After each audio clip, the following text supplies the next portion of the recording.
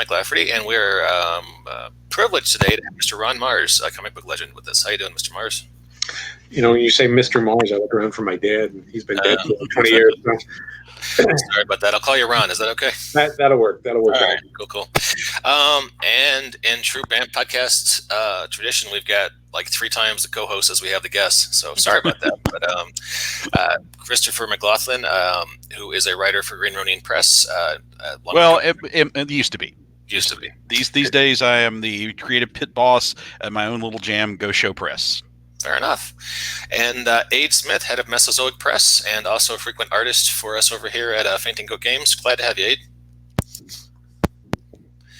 Aid? He heard what you said about too many co-hosts, and he left. He's apparently communicating by Morse code. Yeah. I'm here. Hello. That transatlantic cable is still a little unreliable, but we're glad to have you, Aid. So we're here because last time Ron was on, he had mentioned this cool book that he was working on, an ominous press, called Harkens Raiders, which is kind of a tribute to old World War II movies from the late 60s and early 70s. And it sounded like a lot of fun. So we're getting ready to release that graphic novel, right? So I wanted to have you back on to talk about that. So can you give us kind of the elevator pitch for that project? It's a World War II story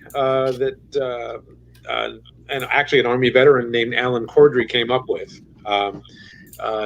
It's kind of a throwback to the sort of movies of the, late 60s, early 70s, like The Dirty Dozen and Kelly's Heroes, World War II adventure movies. Not quite so graphic and heartfelt as Saving Private Ryan, but still with a commensurate sense of respect and honor and pathos. So this was a story that Alan wanted to tell. So he hired me to write it. He hired my Green Lantern compatriot, partner in crime, Darryl Banks, to draw it. And then we got Sean Izaakse, who at some point hopefully will join us today, from South Africa to draw a backup story in it. So it's a hardcover graphic novel, but it's got a lot of bits and pieces, pinup gallery, some behind the scenes stuff. So it's a package we're proud of. It took us a little longer than we thought because of the acts of God that happened in the publishing process. But it is done. Today we're doing the last production tweaks on the files and then sending them off to the printer tonight. So as soon as we can get them back from the printer, which, depending on their schedules, 3 weeks, maybe a month at the outside, we'll be fulfilling the orders, and we'll have them available on the website too. Okay, so right now, if I want to get a copy, the best way is to go to the Ominous Press pre-order link, which I have pasted in the YouTube comments, and I can pre-order it there. We're doing pre-orders. We did a Kickstarter for it, so obviously everybody that pledged to the Kickstarter gets their copies first. Mm-hmm. That's only fair. Yeah, fair enough. But as soon as the books hit our fulfillment facility, they start going into boxes and shipping out. Cool.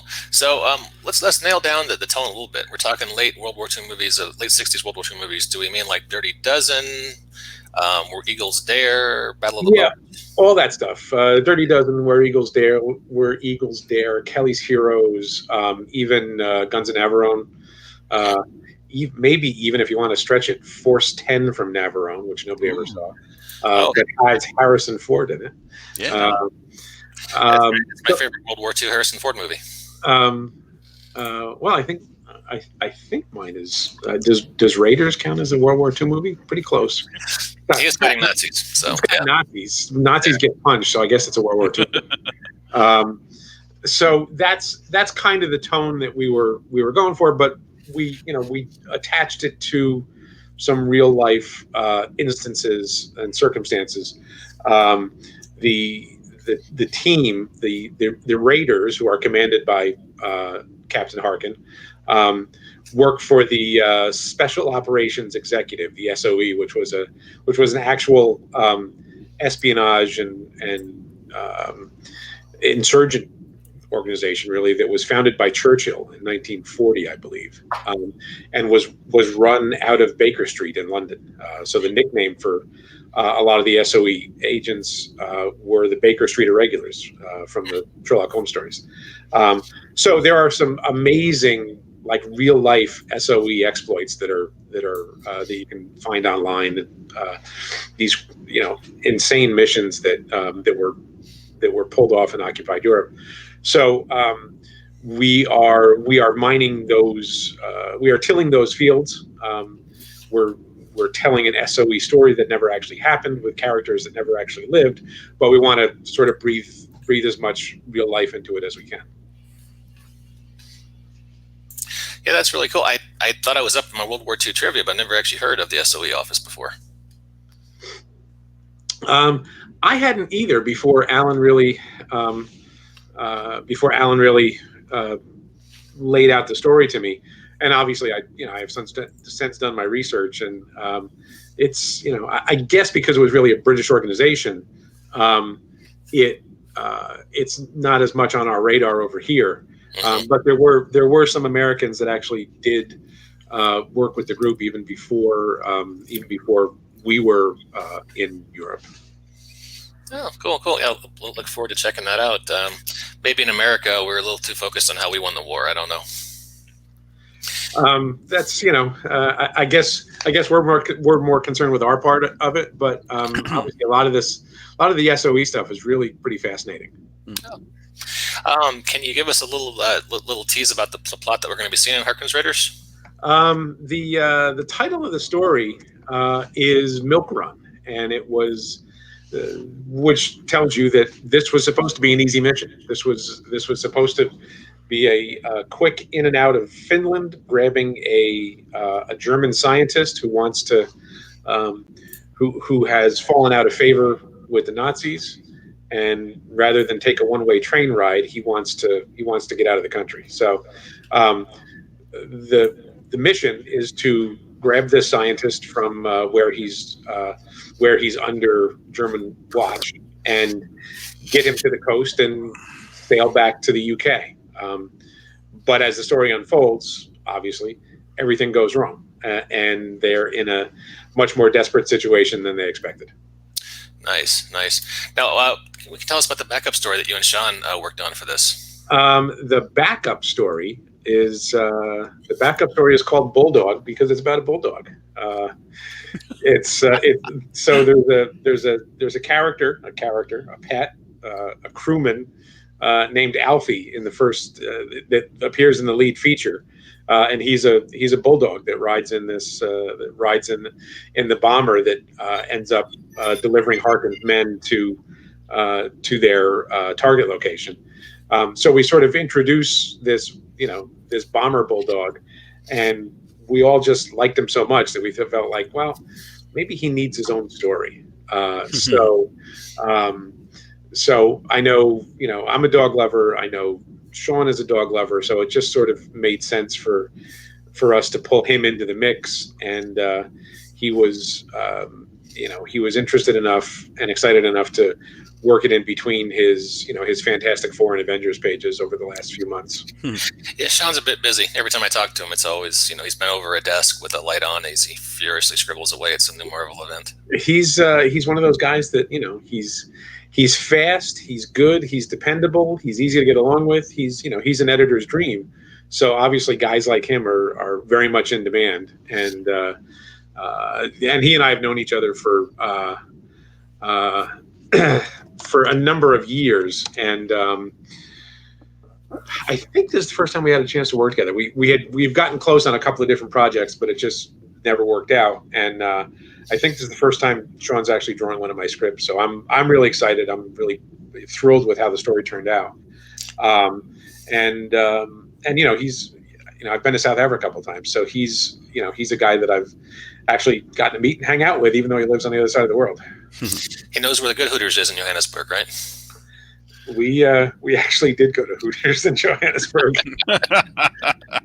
I was over there for a convention in I think April this year, and I after the show I'm like, hey, where you want to go to dinner? And he's like, let's go to Hooters. I'm like, what? Like I didn't fly halfway across the world to come to Hooters. So he actually like met us at a real restaurant for drinks and hung out a while, and then he went for wings at Hooters. Yeah, I think we might have heard that story before. That's a good one. So, go ahead. Sorry. I was going to say, I guess most stories with Sean somehow begin and end at Hooters. Yeah, we actually had Sean on, I want to say, several years ago. He got started doing role-playing games, believe it or not. And I think he might have illustrated some of your work at Green Ronin, right, Chris? Oh, absolutely. Yeah. That was one of the great thrills of my time there. Was I worked with some really superstar artists, and a lot of them before they became like legit superstars. And Sean was just, oh my gosh. I mean, his ability to tell you everything about that character with one facial expression or one gesture. I mean, it was just awe-inspiring. I was just so blessed to have his pictures next to my words. I didn't even think about this, but Chris actually, he's a big bulldog fan. You actually foster bulldogs, don't you, Chris? We had 3 of them in the house very recently. We've sent one off to her forever home, and the other one is going to be on the Washington Capitals calendar. So she spent all Monday with the Washington Capitals, and apparently one of their players filled up his Twitter feed with pictures of her. So yes. I mean, really, you had me at Ron Marz, but frankly, bulldog, it's like, take my money, please. All right. Well, if we do a sequel that's all bulldogs all the time, we know we got one copy. It's like that Pizza Dog episode of Hawkeye, except it's all. That's actually one of the books I sat down and looked at when we were, when I was going to sit down and write this script. Obviously, I didn't want to do the same thing as that Pizza Dog issue, but that was so well done. I sat down and took another look at that issue, and I also looked at. There was a issue of, I think, Superman rather than action, but it's a Superman story that was mostly a crypto story that my buddy Rick Leonardi drew. I think Kurt Busiek wrote it, so I pulled both of those issues out as sort of a little pre-game inspiration for sitting down to write this one. I gotta find that. My kid would love that. We dressed our Greyhound up as crypto this year. Aww. Went to a dog-friendly fun run for last weekend, actually. So, did you do that a lot, Ron? Do you find yourself reading mainstream comics, or is it more just every once in a while dip your toe in for research on a project, or particularly good? I read as much as I can. I mean, it's that's one of the sad truths of being a professional in this business is you don't have enough time to read the stuff that you love, or even to get to the store as often as I want to. But I think there's more good material now than. Maybe at any time ever in the business, just because there's such a broad range of it and such a wealth of it. So, I read a whole range of stuff. I read superhero stuff. I read genre stuff. I read horror, science fiction, adventure stuff, historical stuff, whatever I can get my hands on and whatever I have time for.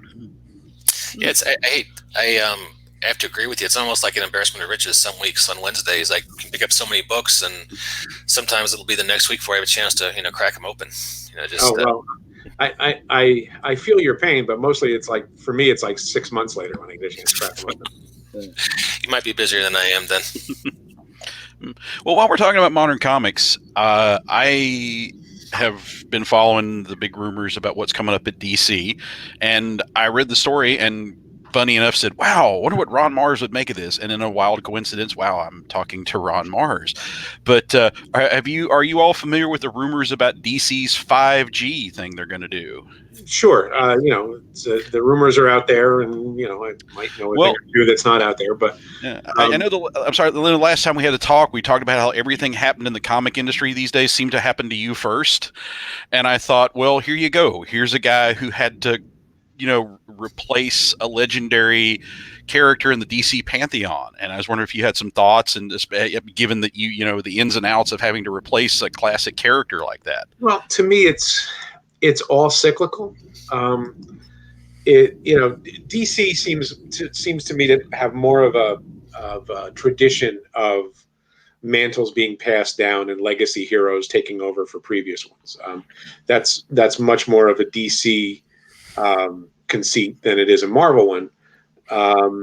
I think largely because of the Silver Age reboot that DC did, where there was a new Flash, there was a new Green Lantern, there was a new there was a new Atom, there was a new Hawkman, and on and on and on. So I think it's a little bit more, it's a little bit more commonplace at DC. But I don't know. I don't get bent out of shape about any of it because they're all just made up stories, man. I understand that there's a segment of the audience that really has to have all this stuff figured out, and what generation is what heroes are what generation, and I don't think I ever looked at it that way, and I certainly didn't look at it that way once I became a pro. You're just telling stories, and then you hand those characters, those stories, that continuity off to the next person in line. It's I don't want to say an assembly line like a bad thing, but it just keeps going. I mean, these are stories that don't really have an end.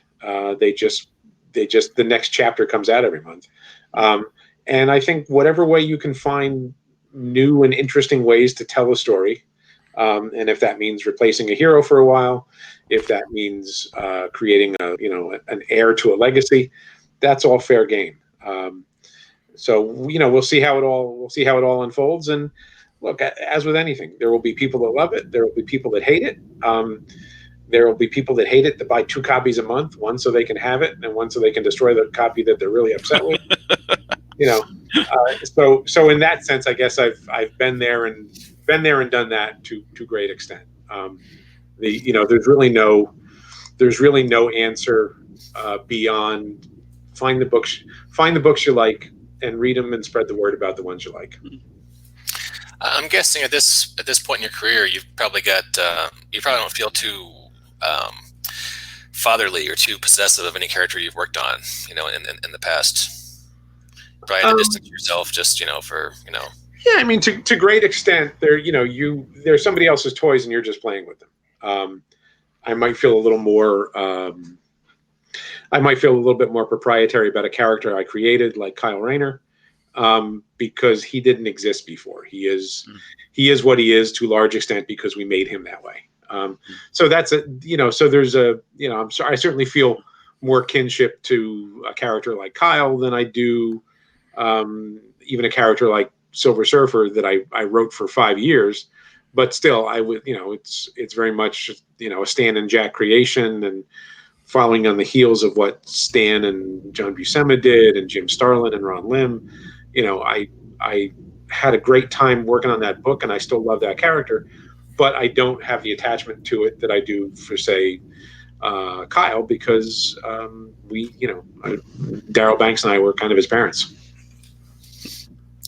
Fair enough.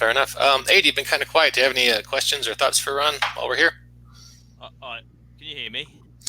I speak up a bit, but yeah. Hello. Yeah. Okay, that's cool. I say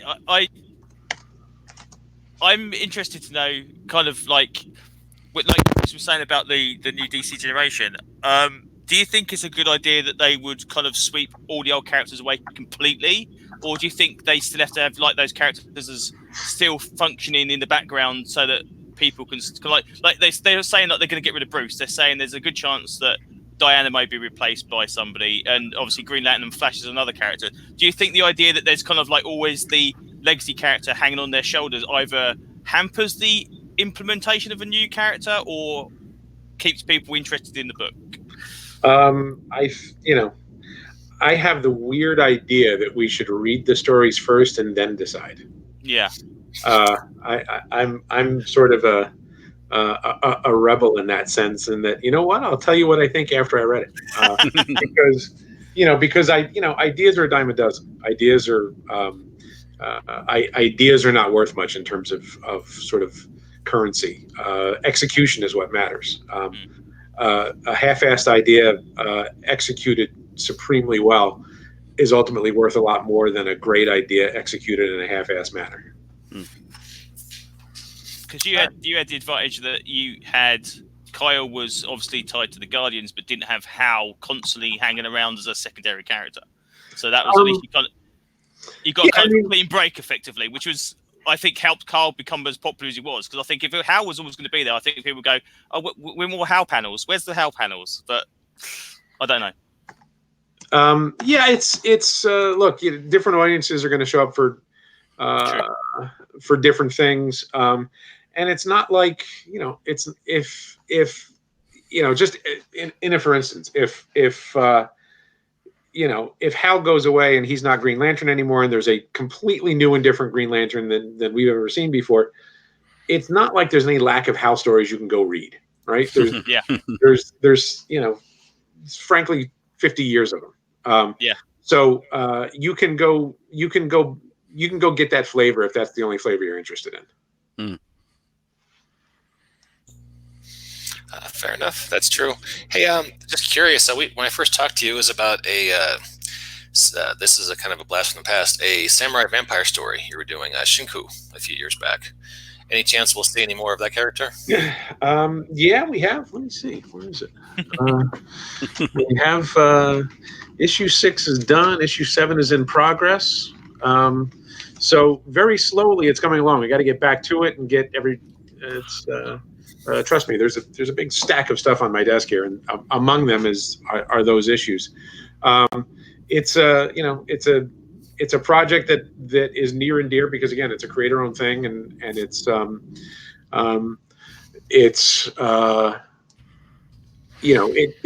was created from whole cloth. It didn't exist before Lee Moder and I got to it and turned it into what it is.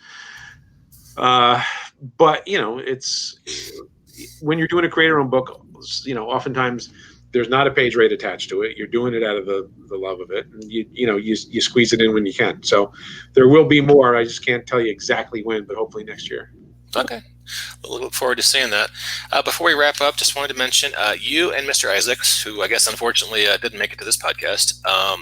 You guys are both going to be at Baltimore Comic Con this weekend to shake hands and sign comics. Is that correct? Maybe not even in that order, but yeah. September, I think, or October. It's usually a September show, but now it's October. October 18th through 20th at Baltimore Comic Con. Sean will be there for the first time, along with Daryl Banks, who will be at Baltimore Comic Con for the first time, and Alan Cordry. And then they'll be set up at a booth, and I will be set up at a booth not too far away with Bart Sears and Andy Smith and Rick Leonardi. So nice. We'll be happy to sign whatever you got, and there's going to be a special limited edition comic of Harkens Raiders just for the Baltimore show. I believe it's limited to 42 copies since the story takes place in 1942. That's going to go fast, right? So that's kind of make it kind of rare, yeah. That's cool. Let's hope it goes fast. So it's the first 20 pages of the story because we wanted to do a comic-sized comic, and it's got an exclusive cover that Sean did of the aforementioned Alfie the Bulldog, and they'll have that on hand. And I think they're selling it for the crazy bargain price of $10 a pop, which I said, oh, you should double that, but they didn't listen to me. So. All right. Well, hey, Chris, that gives you something to do when you go to the Comic-Con next week. Actually, I have Sunday tickets, so I'm just going to have to weep as other people show me their copies. And well, maybe you can take Sean to a nice Hooters somewhere in the Baltimore. Yeah. I don't know. I'll be torn by walking past all those great restaurants in the Baltimore area, but hanging out with Sean, I'm torn, honestly. Well, we've got some restaurants tabbed out, and none of them are named Hooters right now. So good. although I know exactly where the Hooters is in the Inner Harbor, it's right across from our hotel. So I might not be able to keep him out of it. Well, he needs a taste of home when he comes across the ocean. Yeah. Traditional South African cuisine. Hooters. What is traditional South African cuisine? It's actually a lot of different stuff. I had a lot of different African cuisines when I was there, and I was actually just in Kenya a month and a half ago or so. Oh, nice. There are so many different cultures that you're dealing with, especially in South Africa, that there's a lot of different stuff that ends up on your plate. Traditional African, sort of the English and Dutch influences, along with the African food. It's a really interesting cuisine. I would go back in a heartbeat. Okay, cool. And one last thing before we wrap up, on the Ominous Press web store, which is just ominouspress.com, right now, folks can go over and order. We just got a new shipment in of the Dreadstar Volume 1. I'm hanging up on this word, omnibus. We've got new copies of that in, so people can go check that out. And you say there's a Kickstarter coming soon for Volumes 2 and 3 on that? Yeah, we just got our copies. So we did a Kickstarter for Volume 1 that was really successful, and we're very grateful for everybody that contributed to it. All of those copies have gone out. All the Volume 1 copies have gone out. Now we just got the additional copies of Volume 1 plus the copies of Volume 2 and Volume 3, which finishes off Jim Starlin's complete Dreadstar saga, all the stuff that he either wrote or drew. Which I think goes, it's about 1,500 pages of material over the 3 volumes. So you can get the whole thing now, and it also comes in a slipcase version that Jim did new art for, and it's a really lovely looking package. And apparently about 16,000 pounds of books showed up at the office the other day. Thankfully, I was not there and did not have to move any of them. That's like an elephant. That's like an African elephant's worth. Yeah, the only difference being is that you can actually get an elephant to go where you want to a certain extent. The books just sat there until the poor guys at the office had to move them. Yeah, that's why there are hand trucks, I guess. So, I should also mention to listeners, if you wanted to pick up Harkens Raiders, I've got the link that'll be in the show notes in the comments. It's also the ominouspress.com web store. You can go there, go to store, Harkens Raider. You can pre-order it right now, as well as Black Book. The Art of Darryl Banks. That's available as well. Yeah, that's the 5th volume in the Black Book series. We've done Bart Sears, Andy Smith, Jim Starlin, and Graham Nolan are all in print already, and Darryl's is the 5th one. All right, excellent. Well, hey, seems like a good place to wrap up. Any closing thoughts, questions, comments from anybody?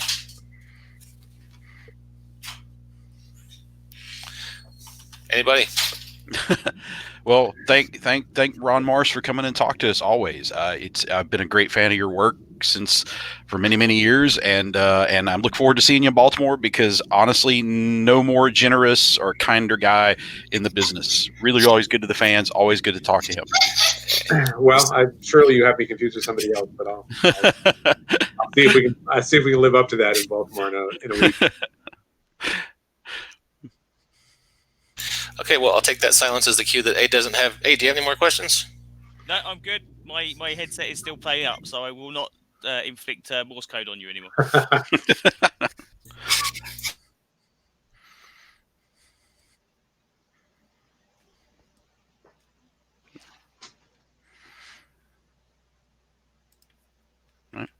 So are we done? We've lost Mike. Oh. I think this is a first. Sorry. Sorry. He's back. I'm sorry. I was trying to wrangle my 6-year-old at the same time I was wrapping up the podcast. Aww. Yeah. So, yeah, that's him. All right. Hey, Ron, thank you very much. It's always a pleasure. Hey, guess who I just got a text from? Oh, from John. Yeah. Is he about to log on? Hey, was there a podcast? I don't think he's real. I don't think he's. Maybe he can draw, but I don't know if math is a strong suit, because I don't know if he did the time change correctly. Well, there are no clocks in Hooters, so that could be. So, all right. Well, hey, Ron, always a pleasure. Thank you very much, sir. No problem, guys. It was a pleasure. And to our listeners, we'll catch you next time on the BAMF podcast. Yeah.